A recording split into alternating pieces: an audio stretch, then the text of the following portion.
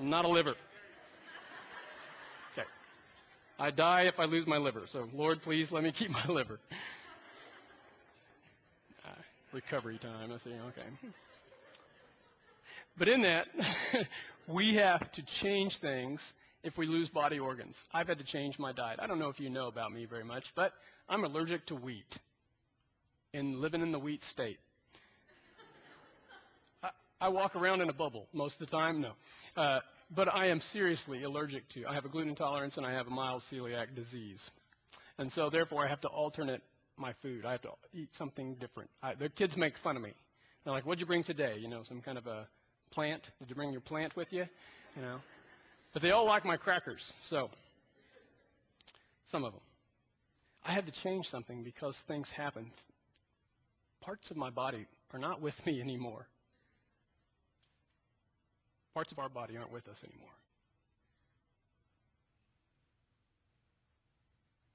You know it, and I know it. And we've got to decide to do something about that. What are you going to do about that?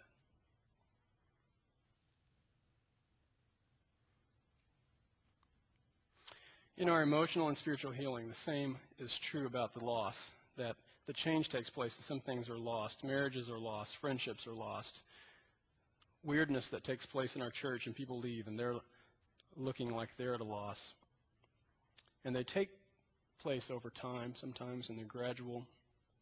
And sometimes they're swift, and they're fast. And we're really just left suddenly what to do. Can I just tell you, we're going to try to move slow. I mean, I feel really called to move slow right now, but with a sense of urgency. Does that make sense? Slow with a sense of urgency. So can I call you to the same thing? To just be slow in your minds and thoughts towards one another, but to be urgent about saving those who are lost and maybe even regaining people who have left? What are you going to do about that? The elders are trying to do that. The pastors and people are trying to do, the staff are trying to bring new ideas, to bring freshness to us, to bring relationship-building things to us. And we've told you about those things that are happening in our fellowship times. We really want you to be a part of that. So we're going to try to move slow with a sense of urgency. And I think maybe some of us are going to have to find what true forgiveness is in this. Here's my definition of forgiveness. It's to release the other from our expectations. Write that down. You're going to want to use that sometime. Release the other from the expectations. To release the person from expectations means that we no longer expect a repayment of what was rightfully due from them. We forget about what they were supposed to do for us. And guys, this takes time. It's not something that happens overnight. Next thing, it's verse 44. Talks about all the believers were together and had everything in common, or in Acts 2 still, selling their possessions and goods they gave to anyone who had need. Every day they continued to meet together in the temple courts. Guys, they found significance in meaning in their life after all this took place. They found something greater than just themselves in their own little small world. When they came together and they saw what God had done in revealing Christ and the message of salvation to them, they were like, we are significant. I am significant to Christ. He believes in me. He believes in my values. He believes in me so much that he loved me enough to send Jesus to actually take away the stuff that I had to pay for. I am free.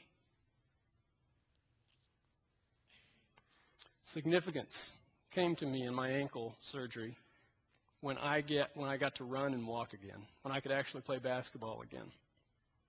I was restored in my body, and not just in my body, but in my spirit. I soared. What would have happened if that wouldn't have happened? I don't know. I would have had some other way, or something would have had to happen through Christ to build my identity, because I would have been 1 foot less. And that would have been a change. And I would have had to adapt somehow. I would have had to work it out, and Christ would have had to help me see something different. I believe that our suffering that God allows us to go through enables us to transform our pain into indescribable, significant value. And I see it in Christ. And isn't it true that treasure is often found in dark places. I see it in Christ because of this. He found significance through what he was doing, I know for sure, because he did not allow his scars to go away. He kept them. He kept the scars on his body to show you and I that this was for real. This wasn't just some kind of a made-up story. It wasn't some kind of fairy tale. It wasn't something he could just do because he was God in the flesh. He kept his scars to show us that he was going to be true to us. And he turned them into amazing examples of great significance for us. That the horror that Jesus went through in his death, he did not absorb his scars and become brand new completely in body. And he showed us his scars, and he showed what happened. And that is a testimony of how Jesus is bringing us and is bringing us new life. Because Jesus went through it for us, endured the pain, and the scars were there to show and tell. Don't be afraid of your scars. Verse 46, the second part of that says, they broke bread in their homes and ate together with glad and sincere hearts, praising God and enjoying the favor of all the people. And the Lord added to their number daily those who were being saved. What I hear in this, glad and sincere hearts, praising God, I hear a new song.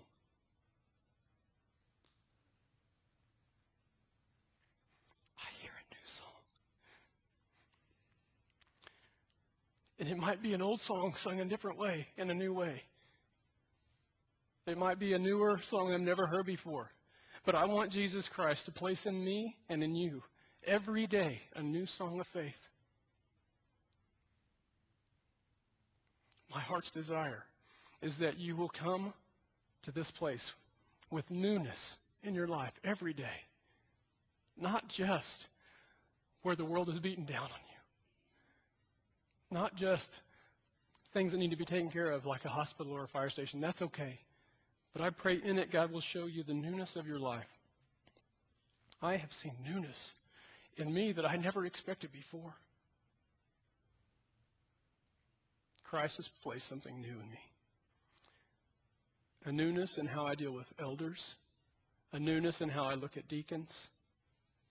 A newness in relationship with anybody else that's frustrated and angry with me. God has given me a sense of joy that when frustration and anger comes to me from someone, I meet it as an opportunity to love and to diffuse and to wrap my arms around and to say, I love you, and to say, I'm sorry. God has given me a new song. He did it through Nathan Owen. And if Nathan's here this morning, I don't know if he is. Thank you. Last week, Nathan read a verse. Psalms 40, verse 3. He put his new song in my mouth, a hymn of praise to our God. Many will see and fear and put their trust in the Lord. He put a new song in my life. Can he put a new song in your life? What new song has he placed in your heart and mind today? If you got a piece of paper or tear up your bulletin, whatever you need to do, mute me, please, while they're doing that.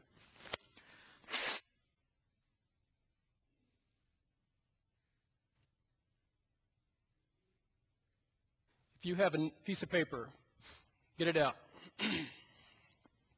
Rip it, whatever you need to do. Use your bulletin. Use a card in the pew. And only do this if God has really communicated something to you in a freshness. Guys, I've received over 50 emails and cards combined about how God has touched our lives. You are one of those.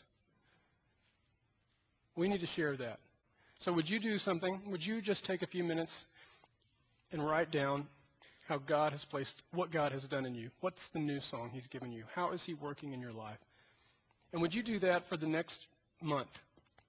And this little box here is going to be sitting out on the foyer. This is not my idea. This came from one of you.